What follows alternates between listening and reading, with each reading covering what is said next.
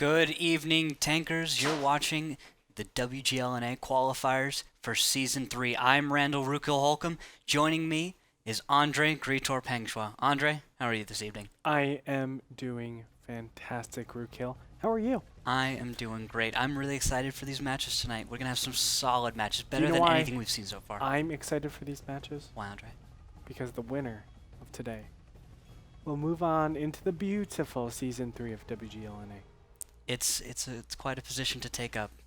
Oh, baby. I'm really excited for this, obviously.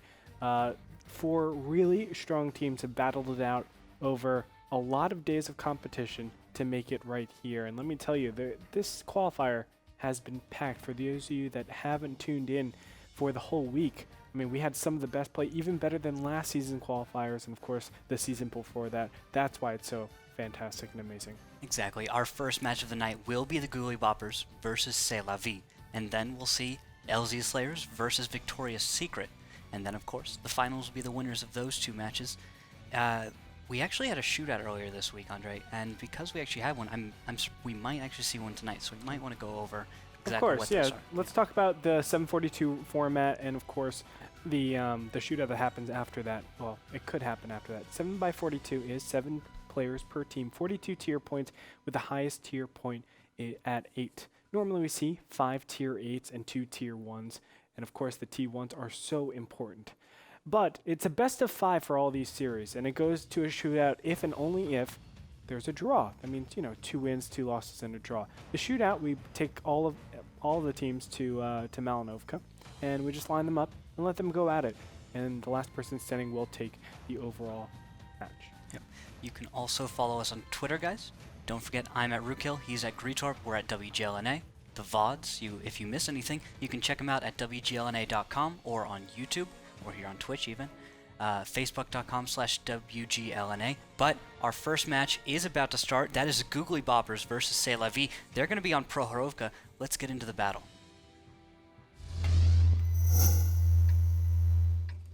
Taking a look at the tanks, we have a T-32, a Pershing, a T-69, and 2 1390s for the Googlybobbers. On the other side, we have 2 T-32s, a T-69, 2 1390s for C'est La Vie. Love it. Now, I want to see these opening scout runs. They'll be very important. The information gathered right here is crucial to the way these teams will just lay themselves out. I'm expecting a west side from both Look teams. at the guns, by the way. One T-32 has a 105 on the side of Googlybobbers. All the other ones have the 90 mil. Very smart. I love Callis and Wick. They're on the right page. They understand the advantages of the 90, and they are bringing it on the T-32. Yeah. I fully expect to see a lot of hatch shots connect with those 90s, and you can make some great snapshots with the T-32. For those of you that don't know much about the actual tier of guns, you can just look at it as the larger the number is, the caliber is. Generally, the higher damage, higher penetration, and the higher reload time. So, it has its pros, it has its cons, and when we look at this, the lower tier gun is actually much better because it kind of reduces your variance incredibly. You're shooting a lot faster, you're doing a little bit less damage, but you're up against mainly 1390s. Look at this aggressive push by Callis. Yep. And the opening scout runs do spot some interesting stuff. Flash Arm in the T1 is actually spotted out in the east. That could be taken advantage of. Callis takes a huge hit, taken down a little ways, and now he will pay for this position down to 960, and Wick will also pay an advantage going towards the Googlybobbers here. Callis and Wick are both in the 900 range for hit points. A push right now could actually finish this off, and now a T1 to the west is taken down by Armor Ghost with a wonderful one-line push, a very quick one-line push by the C'est La Vie team. That actually could bring this back into an even game.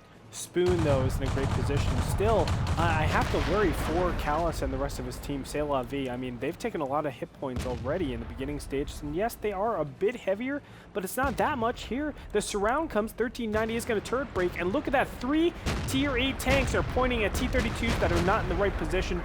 They are getting shredded. Wick is going to be the next T-32 that comes down. Now, where is the T-69 from C'est La Vie in this fight?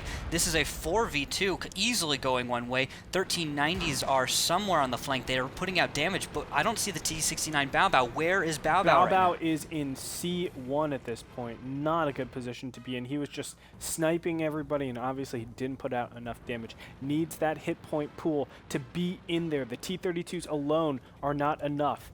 And now Bananas to the Wall host, Spoon, and Tuckzilla are coming on in. They must have recognized where shots fired from Bao Bao were, and they're looking for him. They're hunting down that T16. They know 1390s are in the southwest. There, Antosha in the east takes down Flash Rem, and Bao Bao is spotted now. He will take fire. Spoon stops, Tuckzilla stops, and he is melted in an instant. That's right. And only 2 tier 8s left. There's Hetzeraid and Victorocious. Are they going to go for a cap? No, they aren't. I would say their opponent should go for a cap. This is this should be a very easy cleanup for the Googlybobbers. Should be. But it's 1390s. In any reasonable game, it's over right now. 7 minutes too. I mean, this is just a. Oh, and Hetzeraid's taking hits now. There are shots lined up on Hetzeraid. He's taken down a little ways, and another 1390 Victorocious is actually split from his battle buddy. They're not going to be together. That could actually work out really well. Yeah, if they it's play better to split, I think, in this position. Although trying to live for 7 minutes, that is a tall task against 2 1390s that are much healthier than you. So. Let alone, of course, the T69, the T32, and the Pershing. So I feel like aggression is great, but it has to be tempered, honed aggression. Hetzeraid now will be spotted out by Spoon. Spoon lining up the shots. Oh, track shot. It does not pen, though, after tracking him. And second shot, along with Bananas to the Wall, who's slightly north of Spoon, will finish him off. And Victorocious, the last person standing. Tuckzilla is going to meet up with him. He's able to get the first couple shots on him, down to 168. And ladies and gentlemen, Googlybobbers will be your winners. Battle number 1. Wow. Just the 2-line push was really great. I love that. It was very quick, very early in the game. They recognized their advantages. C'est la vie did. But the thing is, Googlybobbers made them pay too much to take that bowl position. Those T32s lost so much. So why would you say it's good when they clearly got so punished? They got punished in a different way. The 1390s down the 1-2 line, that's great. That's awesome. Really early in the game, your opponent's almost never expecting that. How many times do you see a 1-line push with 1390s that early in the battle? Okay. Never happens. It's one of those things that's a timing that's really out there. It's not expected. But the T32s, when Callus and the T32... I have to believe that's within normal West Side range, though. It's within range, but it's outside of the norm. Okay. And so... yes, I agree with that, of course. And if it had been simultaneous perfectly with the T32s pushing into the bowl, it might have gone better. But the thing is, the 1390... They also sacked a T1 to get up there, but if the thing is they didn't take out the other T1 quick enough. It was a lot of things that could have come together for C'est la vie. Let's also talk about the T69. Bao Bao is in the worst position for a 1-line push. If you're going to do that, you need all 5 tanks in there because you're going to have an HP deficit as it is. You traded pretty poorly in the beginning stages just to get that position, to be aggressive, to kind of catch your opponents off guard. And if you are missing 1350 out of your total HP pool, that's quite considerable, and I felt like that was a crushing blow in that last battle. It definitely, when those T32s took that much damage, it was probably over at that point. The Googlybobbers are not a poor team. They will capitalize upon that advantage they have, and they did it perfectly. Understanding when they were flanked to actually push forward onto a split group. If you have your opponent divided surrounding you, you push onto one of those split groups and you take it out as quickly as you can. If you do not, if you hesitate, you will lose because you will be surrounded and then the crossfire will just tear you apart. So Googlybobbers showing that they have a great understanding of timing and the need for speed. Our next battle will be on Ensk, so that's going to slow things down quite a bit. Quite a bit. Although we have been seeing a lot more west and east side strats. I don't know if that's going to happen here, but it's important to note that I have seen some of these teams in the qualifiers really utilize that east side, and that's something that we don't really get to see. Because of that, normally there is very passive play, but I think a lot of teams are starting to open it up a lot more.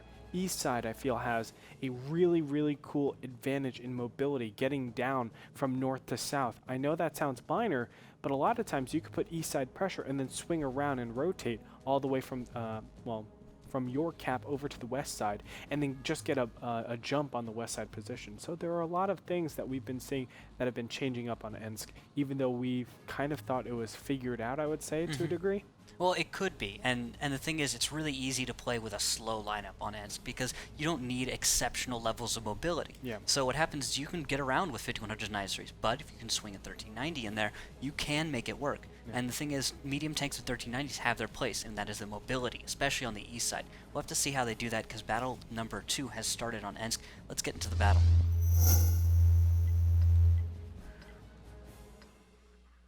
All right, Andre, let's take a look at these tanks. That's right, 2 5100s, 2 IS-3s, and a 1390 for the side of Googlybobbers. On the other side, we have 3 IS-3s and 2 5100s. The advantage / disadvantage is the 1390 over the IS-3. Now, 1390 exceptional, going to be exceptional on that 6 line, right? You need it in that center ground. I'm going to actually go over there right now. You need some sort of position, because once you have one of these lanes, you're able to get great crossfires across. So the 1390 is going to be used that way, most likely, although... No, spot on, Andre. Where is the 1390? The 1390 is spotting Victorocious right now. Shots, on the other side. He is spotted. He does try and pull out a little bit, but he himself is not spotted. He may line up a shot, or someone else may. Victorocious probably knows he's spotted, and they're actually lining it up. Blind fire onto Spoon. Blind fire, 2 connections down to 328. Wow. Spoon taking huge hits right at the beginning. Beautifully That played. is Now Bao Bao may incredible. even get a shot off. Another shot, but Spoon will hold his ground. And I don't know if that's wise or not. It's hard to tell because, I mean, stay there. They may say, hey, we may not have hit anything, but...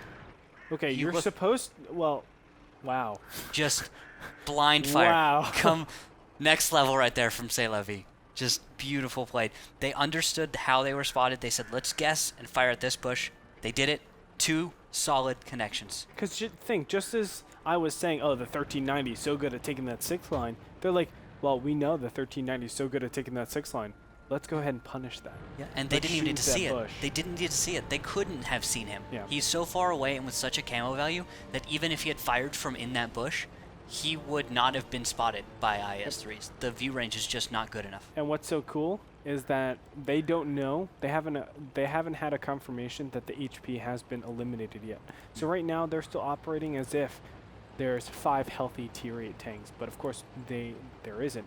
So when they actually find out that the health pool of the 1390, they will be like, oh, let's just push and win, because it's just one more shot from a IS-3 to kill that 1390. Yeah, that is a great way to get an early game advantage. Just, I love it. Yeah, and it's at 0 risk. Yeah. Well, very little risk. At least they got so much out of it. Oh! Bao Bao taking hits right there at as they enter the G2 courtyard. Bao Bao down to 775. That could actually bring us back into a game here. A flank coming out of Victorocious. He does put a shot on Sovereign Zul, but it is a trade of damage. Now 2 tanks, 710 and 775 for Callus and Bao Bao. More shots going out, not enough connections. Bao Bao down to 508. Sovereign Zul 858. And there goes Bao Bao with the first tier 8 dead is on C'est La Vie's side. Unreal. And Callus has 52 hit points, but IS-3s are coming around on the flank. Victorocious, Hetzerade, and Wick. Now Zombie Food does try and line up a shot. No, he goes for someone else. Bananas to the wall hose will kill Callus. Hetzerade going down to 154. Sovereign Zul is still alive at 125. There he finally goes down, but then Hetzerade is taken down in response. Armor Ghost coming around to distract the T1. Spoon. Wick is a Spoon. Wow. Unreal play from Spoon, still being very, very powerful. Wick misses the shot in Baronish, and things are not looking all too good for C'est La Vie. How did they Victorocious get onto outbrawled? Spoon, but Bananas to the Walls takes out Wick. Victorocious takes out Spoon. Varanish is trying to escape from Victorocious as Bananas to the Wallows in his IS-3 is coming to help out. Now 3 tier 8s stand against 1 single tier 8. Victorocious cannot bring this back. There is no way. And he is down to 446 now as he rams with Bananas to the Wall host, another IS-3. Actually, 5100 Zombie Food is coming on in, but Bananas to the Wall host has every advantage here. Down to 1,579 hit points. Baronish coming in. He will have shots, and there he will take the kill. And that's it. Lunatic Angelic is the last person standing. He's not going to be able to cap this flag. Some brilliant play. I mean, no, I shouldn't say that, because that was a brutal mistake from our red team. Yeah. C'est La Vie cannot be pushing onto the south block like that. You saw a perfect example of how you can be up in so much hit points and just go into the worst possible situation and just lose everything. Googlybobbers takes battle number 2 up 2-0 over, I would say, the tournament favorite, C'est La Vie. Yeah, after losing hit points at the beginning like that, you have to play defensively. Well, it's very difficult to play on the aggressive. Yeah. You risk so much trying to play to the mobility of that 1390, so they took a step back, they altered their position, and when the push actually came in from C'est La Vie, it would have worked if it were on an actual, southwest courtyard defense, if they were actually attacking into the defense. It would have worked if they weren't there. If they were actually there, but the way they entered that fight, it looked like they were completely expecting a position that wasn't there. Yeah. That's just what it was. They took a gamble with it. It's just blind, yeah. Yeah. It's just blind. I mean, it was gambling all the way through and through. Yeah. You cannot be pushing like that and expect favorable gains, knowing that a lot of the times on ends, you're positioned just so defensively. And this is 2 times we see C'est la vie, being aggressive. I salute you to that, but you need to know when to use your aggression and when to not. And I think this is the case where it's just they're gambling, right? They're just gambling. They're going for it. They thought they can win.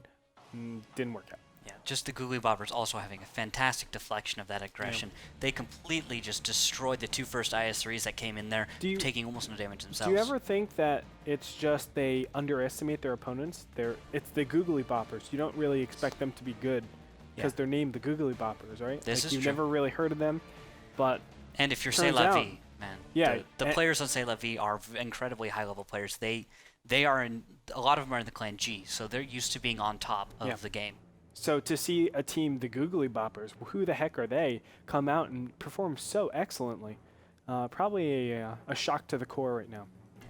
Fantastic game. Battle number 3 is about to start. It's going to be on Ruinberg, so we're going to be on that half and half. Googlybobbers have now taken a city map, and they have taken an open map, so we're going to see if a half and half changes anything about that matchup. I don't know, man. I'm kind of feeling that the Googlybobbers will close this out 3-0. I know that's a little bit crazy, but we're seeing a lot of mistakes, a lot of misses, a lot of track shots coming out of C'est la vie as well.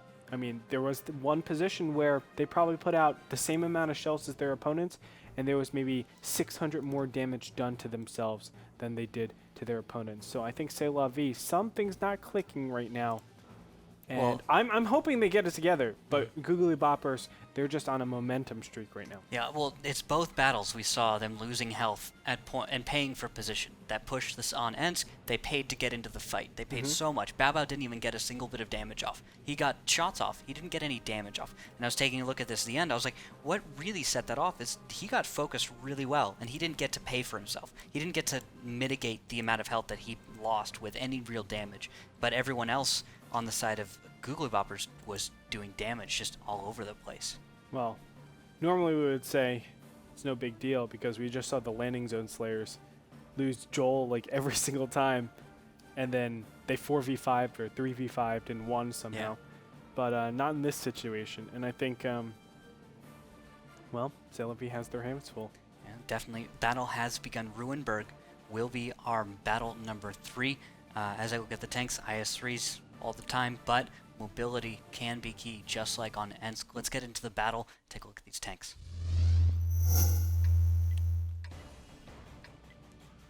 I really like this position. 2 5100s, 2 IS-3s, and a 1390 for Googlybobbers. Love that lineup. On the other side, 2 5100s, 3 IS-3s, clearly playing into the city. South side will be C'est la vie. North side, Googlybobbers. Googlybobbers having that great jump. Spoon is going to be on the opening scout run. The knowledge he gets out of this will be crucial. At the same time, looks like Sovereign Zool and Bananas to the Wall host and their IS-3s are just booking it straight up the middle right now. They might go for some kind of early damage advantage.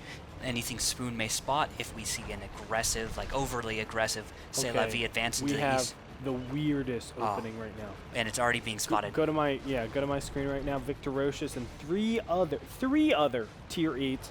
It is 3 IS-3s and a single 5100 are going over into the Delta Village. Where is that other 5100? Get this, Hetzeraid. Nope, not Hetzeraid. It's Callus.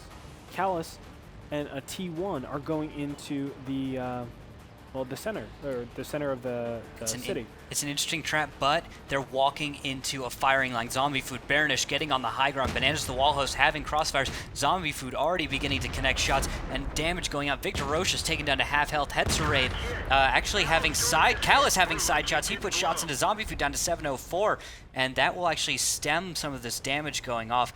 Sovereign Zool even taking a few hits, but Zombie Food so hurt. Spoon putting out shots and Zombie Food putting shots on Callus. The fire here is just all over the place. This 5100 doing a great job, but Callus is down to 272. Oh, Callus, you know what? He is doing a great job, but he needs to be so careful. If they counted how many shells he actually fired, this 1390 should be on his butt so fast right now. Where is that 1390? Is he giving chase? Because Callus is almost empty. Spoon is heading north back towards his base, but look at this damage spread onto C'est La Vie, and then take a look at the hit points for Googlybobbers. Baronish is at full health still, but there is damage all around for IS-3s and other 5100s. So an engagement is still really risky for either side. Any team that wants to aggress right now will be walking across an open field into tanks that have finally taken up good positions. But C'est La Vie's opening strat has completely fumbled here. Okay, Lunatic Angelic. Oh, look at that. He goes down though. Was it a 2v1 or and now 2v2? Spoon is on Callus. He misses a shot, crucial shot, and there he will finish him off. Callus is reloading at this time. Spoon will now go hunting for the final T1 flash ram. Armor Ghost is spotting him. Don't expect Armor. Oh, Armor Ghost will open fire, and he will not quite take down flash ram. That is a second time I'm seeing Armor Ghost not able to finish off a T1 on the cap. Spoon is though coming around, looking for flash ram. Will he find him? Yep. And there. He's got a different gun. He does not have the 20mm. He actually has a 37 on there, and so he will actually get a little damage onto Spoon. Doesn't sound like it damaged any modules or crew members, so it's okay. Spoon will take the time now to destroy the trash on base. Right now it is 4 tier 8 tanks for C'est La Vie against 5 for Googlybobbers, but that 5th one is just a I say just a 1390, how dare I, but it is just a 1390 that's one shot away from dying to an IS-3. So positioning that is all that matters, and if you can turret break the rest of the IS-3s, it's all the worth it. Exactly, but remember last battle on Ensk, 1390 was also a one shot away from death. Similar situation that Spoon has got himself into this time. Shots out on Victorocious, and he will take hits down to 472. That is one of the 5100s, yes. 5100s lining up more shots. IS-3s have shots. One shot into dirt. Commodore. He's 34 hit points away from dying. He is going to back behind cover. Man, oh man, Googlybobbers are just crushing face. These guys know how to play. Completely, and the attempt to retreat out of C'est La Vie will actually prove really painful and costly. So many tanks taking damage. Spoon is getting... Can he get Commodore? Yes, he will. Oh, beautiful. And he actually may be able to get even more tanks, as he will line up looking for Hetzer Raid. He will not find him. And wow, the health pool advantage is so huge right now. Tank advantage too. Spoon looks for Hot Frank, but Sovereign Zul takes him down. Now Hetzer Raid is the only tank that remains. This is a victory, a 3-0 it's looking like for C'est La Vie. Would you ever have thought this was going to happen? No, I would not. Like, if you'd asked me this yesterday, 3-0, no way. At least a close battle from C'est La Vie. Yeah. Googlybobbers are just impressing me more and more. I honestly did not peg them to win this series, but I mean they've sure proven me wrong, terribly wrong too. There it is. Spoon will take the final kill, ladies and gentlemen. Googlybobbers 3-0 over C'est La Vie. Some unreal play coming out from them. Great reactions, great aggression at that last battle. I mean, everything worked out perfectly for them. They have some great tankers. Yeah, really. We all remember Bananas the Wallhost, right? Yep. We've seen him in previous qualifiers. We always love his name. There's Spoon, who has 1,000 fans apparently in Twitch chat. Just everyone on here are people I recognize, but I did not expect them to perform this well against people like Callus. Callus, a leader that is given credit for beating Fulcrum Gaming when he was on Wreak Havoc. It's just an amazing team that is getting beat like this.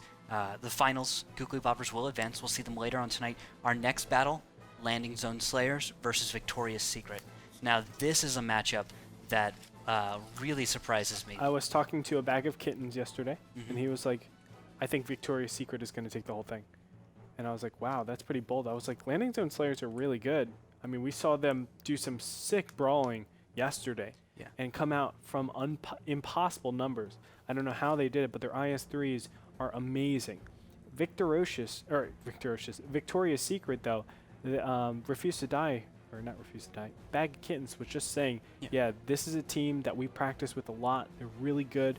We've seen a lot of their opening scout runs. We've seen a lot of their play overall. I think they're going to be the ones that make it all the way through and crush everybody.